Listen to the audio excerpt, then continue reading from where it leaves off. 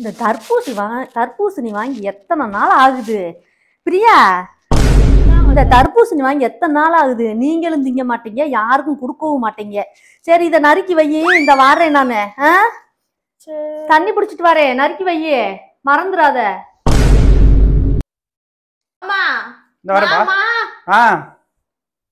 என்னடி கையில தர்பூசணி வச்சிருக்க? எவ்வளவு ஆசையா இந்த தர்பூசணி வாங்கிட்டு வந்த.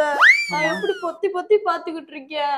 உங்க அம்மா இருந்துட்டு அசால்ட்டா நீங்களும் சாப்பிட மாட்டீங்க, யாருக்கும் கொடுக்கவும் மாட்டீங்க, போய் நறுக்கி வை அப்படின்ட்டு போயிட்டாங்க.